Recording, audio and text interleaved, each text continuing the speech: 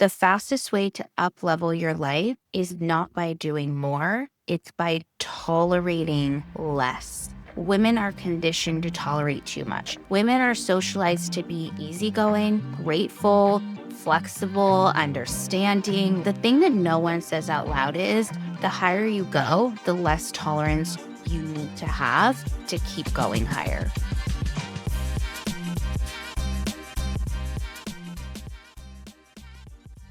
Hello, and welcome back to the EmpowerHer Podcast. I want you to hear me very clearly when I say your life is not limited by your potential, your talent, or your effort. It is limited by what you are willing to tolerate. Okay, rewind that back if you need to hear it again. If you feel stuck, if you feel underpaid, if you feel resentful, or you feel like you're doing everything for everyone else, this episode is for you, okay? This is not about being negative or dramatic. It's about telling the truth because nothing changes. Nothing changes until the discomfort of staying the same becomes louder than the discomfort of changing, okay? The fastest way to up-level your life is not by doing more, it's by tolerating less.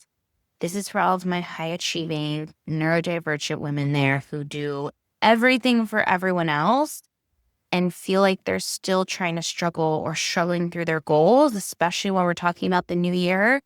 This is for you, okay? So why tolerance is the real ceiling? And this is a topic I really wanted to talk about because I haven't seen that many people talking about it. This goes into the conversation of boundaries, but it really is about what we tolerate, especially as women. And obviously I'm a woman, I'm coming from that perspective. We love talking about goals, about healing, about mindset, manifestations, but none of that matters if your baseline is self-abandonment. Because if you're self-abandoning, you can't even get to the point of manifesting, right? It's going to be 10 times harder. It's like walking uphill with 50 kilos of, bags on you, plus rollerblades, plus I don't know what else, right? Like it just creates this uphill battle literally for you if you have self-abandonment when you're trying to manifest, okay? Your life organizes itself around what you accept as normal. So if you tolerate being exhausted, being underpaid, being disrespected, being unclear, being the one that carries everything, your nervous system will learn that this is normal, that this is the standard, that this is what you accept, okay?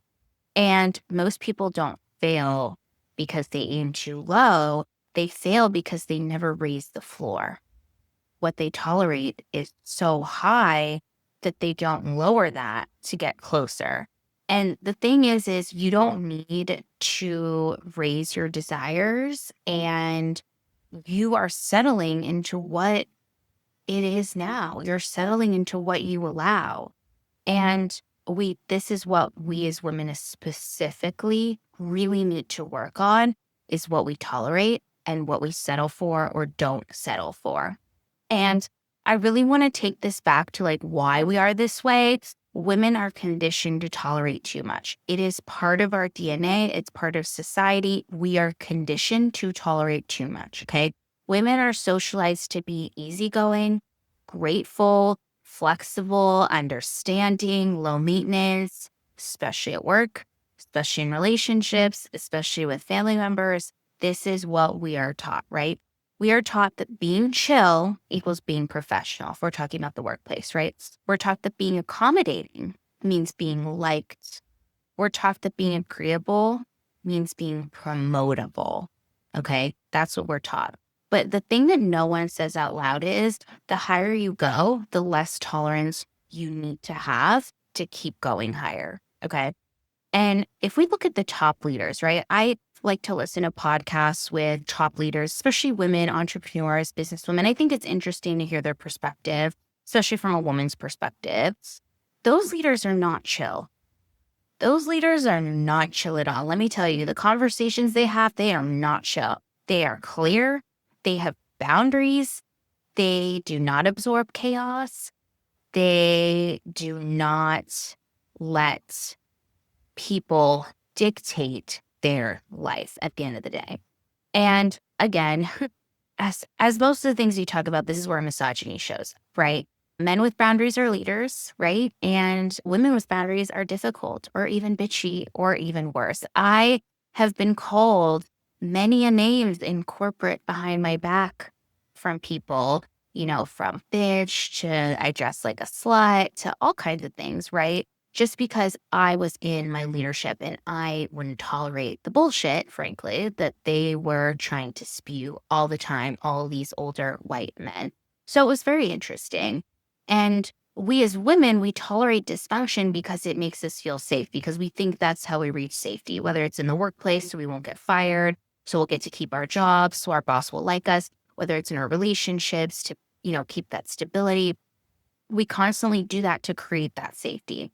But the thing is there is a massive hidden cost to being chill. And I talked about this to some degree a couple episodes ago, but being chill costs you money, energy, it costs you respect, it costs you leverage, it costs you clarity, it costs you a lot of things.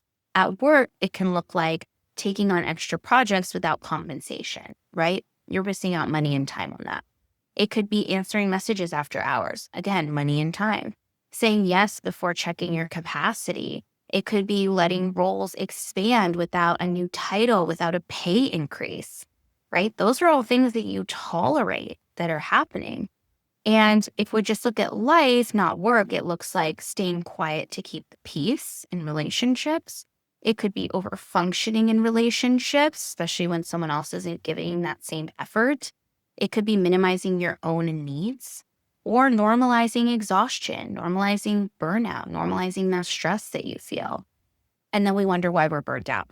We wonder why so many women are burnt out. So many of the women I work with are so incredibly burnt out because they are doing all of these extra things. They're carrying the mental load. They are tolerating so much more than they should be tolerating. And you're not tired because you're doing too much. You're tired because you're tolerating too much. And there is a difference between those two things. So what does it look like to actually raise your standards as a woman? It means you stop negotiating with yourself. It means you stop explaining your boundaries. It means you stop carrying what isn't yours physically, emotionally. And when you tolerate less, your nervous system stabilizes, your energy starts to return, your confidence grows, your life simplifies because you're focused on yourself, right? I always talk about this is there was a point in my life, where it was a couple of years ago, like 1 or 2 years ago, where I just felt like I couldn't be there for my friends because I felt so much pressure to be someone for everyone and do everything at work, do everything at home, in my relationship. And I felt like I was suffocating. So I felt like I couldn't spend time and energy on friends because I had nothing left to give, literally nothing left to give because I tolerated everything that was going on around me, literally everything.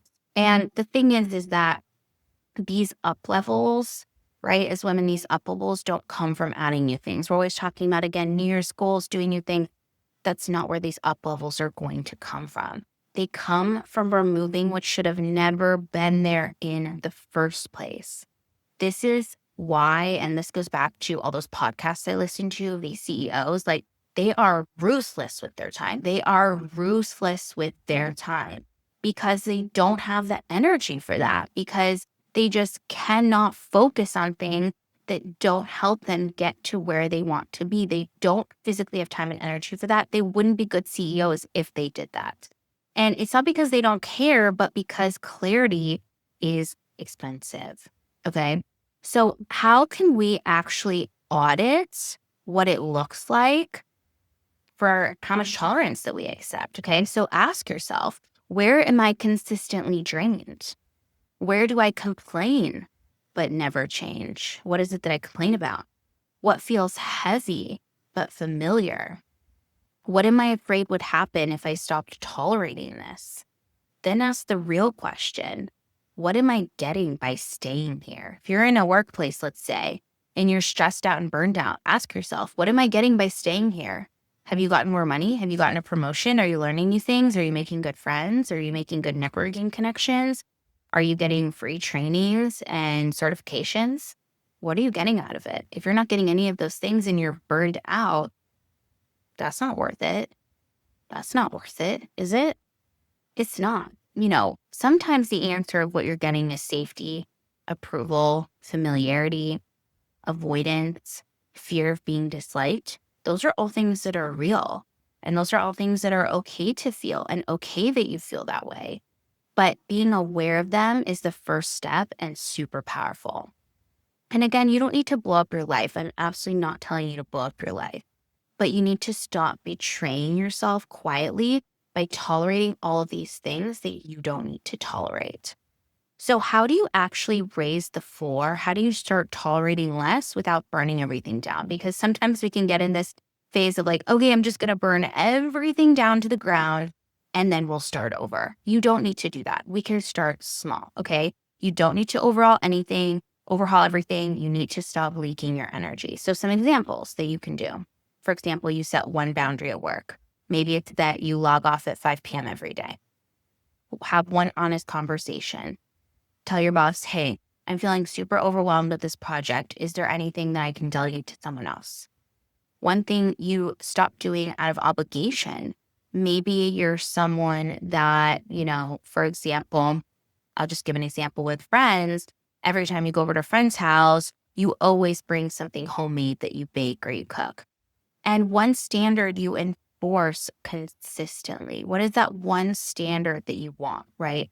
Maybe it's that if you are not going to get reciprocated from your friends, them texting or calling you first, then maybe you don't call them first either and see what happens. This is not about control. It's about self-respect. It's about putting that self-respect back on yourself, tolerating less, creating those boundaries, taking those small steps to show yourself, hey, self, I love you. I care about you and you're important to me. Again, you don't need a whole new mindset shift. You don't need more motivation. You don't need another goal, right? It's just not necessary. You need to decide what is no longer acceptable to you. Because the moment you raise your tolerance threshold, your life will then rise up to meet you, okay? So as always, I have some reflection prompts, so make sure you write these down. We have 3 good ones today for you to really identify what are you tolerating and how can you move out of that. So the first one is, what am I tolerating that I secretly resent? The second one is, what would change if I stopped normalizing this? And the third one is, what standard am I ready to raise this season? Okay. I want you all to really do an audit of what you tolerate. This is what women need to understand. We need to take back power. We need to put self-respect on ourselves. We need to let go of self-abandonment and really focus on ourselves and what it is that we need, what makes us happy, and what brings us joy so that we can manifest what we want rather than helping everyone else manifest what they want, because that's what we're doing. Okay. Let's tolerate less is the goal this year. Okay. I hope this episode was helpful. I hope it was powerful, gave you something to think about. I always appreciate a 5-star review if you like this episode. It really encourages me to keep making more of these. I love sharing all of this knowledge and information with you all. I hope you all have an amazing, fabulous week, and I'll catch you in the next episode.